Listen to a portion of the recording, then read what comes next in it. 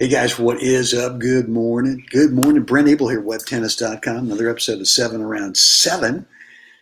That would be 7 a.m. Pacific, 10 a.m. here, Asheville, North Carolina, July 4th. Happy 4th, everybody. Obviously, be safe, but USA, come on, baby. Hope you guys are having a great day so far, wherever you are. And look, I got a topic today titled "Are You Feeling That Change?" Question mark. And really, it came. The thought came to me. I guess it was yesterday. I was reading my email, and as a Berkeley Tennis Club member, I get a weekly email every Saturday from head pro tennis director Brandon Curry, and it was episode number 75. Right, so he's done every Saturday. He pumps out some great stuff. I mean, this guy is a fantastic writer. I cannot wait to get him onto a 7 around 7 session with me. But a great guy, just a great teaching pro. And I suggested to him, I don't know what well, 75 weeks ago, Saturdays ago, I don't know how long ago. Either he wrote something or I said, yeah, I was talking to him and I said, hey man, you ought to start pumping some stuff out because you really got a real knack, a real skill of writing, of talking about the game. And so he's done it for 75 weeks in a row. So really happy for him. But you know what? Yesterday's was really interesting. And he was talking about a specific part of forehand ground stroke technique. And it got me thinking about that when I was teaching a lot. And also, when I'm doing some tinkering on my game as well. And it kind of got me thinking about when you're trying to teach someone a slightly different grip, for example, on their serve, right? Where you're trying to get them away from the Eastern forehand. I've seen some players serve great with the Eastern forehand grip, but by and large, a continental or an Eastern backhand grip is kind of the natural way to be able to produce spin. And yet, when you try to get someone or yourself, if you're working on it yourself, to try to make a grip change, let's say, for example, in the serve, what happens is, one of the things that we always tell you on the serve is you got to be relaxed, right? That you can't be squeezing tight on the grip. And yet, when you make that grip change, you squeeze on it so to ensure that you don't revert back to the old grip. And what happens is there's just no rhythm, there's no feel to what you're working on. So whatever it is, could be the serve, it could be a slightly different grip change on your forehand, for example, maybe a backhand, maybe a volley, who knows? But I think that the big challenge that we've got is to make sure that when you're consciously working on a slight change or even a major change in technique, is that if you get too tight on the grip, to ensure that you don't change, you don't that you don't revert back to the old grip. It's just probably the change is never going to happen. So it's a challenge. And I would say initially is if you change your grip to work on something, work on that first. The very first thing is don't even think about the technique, but just think of this new grip and can you keep it relaxed and kind of take it from there. Hope that makes sense. And once you do that, then I think you got a chance to feel whatever changes that you're consciously working on, on the backboard, on the ball machine, drill session with a practice partner, maybe on the, maybe on the teaching pro court. So hope that makes sense. I'd love to get your feedback on this down below in the comments area. Let me know, or you can shoot me an email, brent@webtennis.com. That would be cool. Look, here's another thing that happened yesterday. As you know, I'm here in Asheville, North Carolina. I'm playing a team event. Started yesterday. Started 2 days ago. Yesterday. Today's the third day, and then tomorrow, Monday's the fourth day, the last day. And then the Asheville City Open tournament, Category 2, starts on Tuesday. But I played with a different partner yesterday.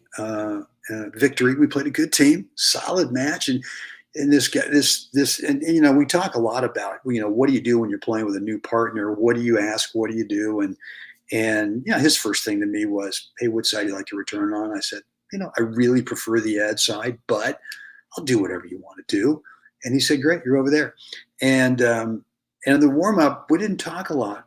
We weren't chatting a lot. We weren't trying to fine tune all the potential different, hey, here's how I like to play. Hey, what do you like to do? We just kind of trusted that we would kind of feel it out the first few games. But both of us could tell that our opponents, they hit the ball clean, hit the ball well in the warm up. And he looked at me at one point and said, man, this is going to be fun. These guys are good. And I really liked that attitude, right? Which was, we're going to have a great time. I don't know who's going to win this match, but whatever it is, it's going to be a nice, high quality level of tennis. And that whole thing, to me, kind of presenting it that way, other than going, uh-oh, these guys are good, or, hey, what do you think? How's your guy? How are we going to win this match? Which you can't control. Especially when you're playing with a new guy and you're playing against opponents you've never played against before. How could you possibly think that you could strategize right then and there in the warm-up a way to be able to win this thing? I don't know. I've never come up with it. So I really liked that about him. And then there was some point in like maybe the second or third returning game where he just kind of got up to me at one point, kind of got in my face. He said, you know what? I really want you to get aggressive with your return, meaning I want you to chip and charge. I really want you to get in and join me up in net rather than, kind of sitting back and kind of hitting a good return or lobbing. And I said, aye, Captain, I'm with you. And that kind of changed my whole mindset in terms of the return. It changed just the mindset, the attitude. And that's what I love to do, right? So, And for some players, that might not have been a great piece of advice. Hey, I want you to do this.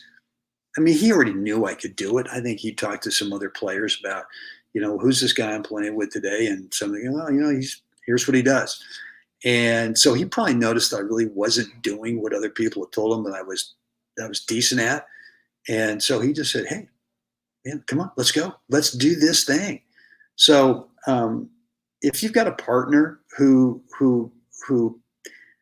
encourages you, and he was encouraging me. He wasn't coaching me. He was encouraging me to do something that he knew that I liked to do, not something that was sort of in his wheelhouse, but he knew that that's something that I like to do. And so I really, really appreciated that. We ended up winning the match 3-4.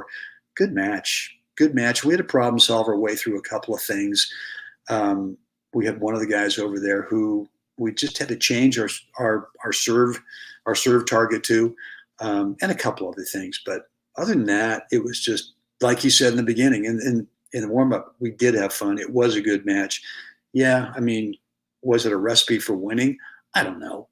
But the point is that you got to be able to go out there and just kind of decide, hey, today's going to be a positive experience, right?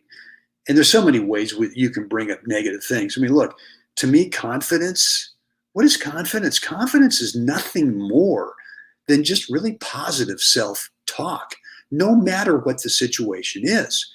And look, if you accept the reality that we're all going to miss some shots from time to time, and also from time to time, we might go through a string of 5, 7, 10 minutes where we're kind of struggling. But if you bring a lot of anger, if you bring a lot of negative self-talk to that, how do you expect yourself to be able to get out of it? I just don't. I used to, never worked until I finally I started accepting the reality that, well, if Roger Federer or Rafa Nadal or Novak or any of those guys are going to miss shots for the rest of their career, then who am I to get pissed off at myself for missing a shot now and then? So anyway, if you want to be more confident on the court, then just give yourself a healthy dose. I'm not saying you got to be cocky, but I'm just saying that what's the problem with a consistent diet of positive self-talk between points? There's nothing wrong with it, especially no matter what's going on. You guys can be down a set and a break. Hey, look, we were up a set and a break yesterday. We got broken, right? Now we're back into it. Now it's a dogfight. And we could have gotten pissed off that we'd gotten broken. We didn't. And so, look, there you have it. A couple of different messages today. Looking forward to this morning's match. We've actually got two matches today. Got one at 11:30 Eastern, then another one at 2:30 Eastern, and the same schedule tomorrow. So looking forward to some great doubles here today and tomorrow. Weather, man, looks like he's cooperating. Could be a beautiful 4th of July here, and I hope the same thing for you as well. Guys, that's it for me today. Always want to hear what's on your mind. Today's topic, maybe there's something a little off topic that today's topic kind of brought up for you. Or maybe it's something totally different about your game. You know, could be technique, could be tactics, could be mental, could be physical, could be whatever. Let me know down below in the comments area, or you can shoot me an email, brent@webtennis.com. All right, boys and girls, that's it for me today. It is time for all of us to get out there, celebrate the 4th of July, and help someone else have a spectacular day. Guys, I'll see you again next time.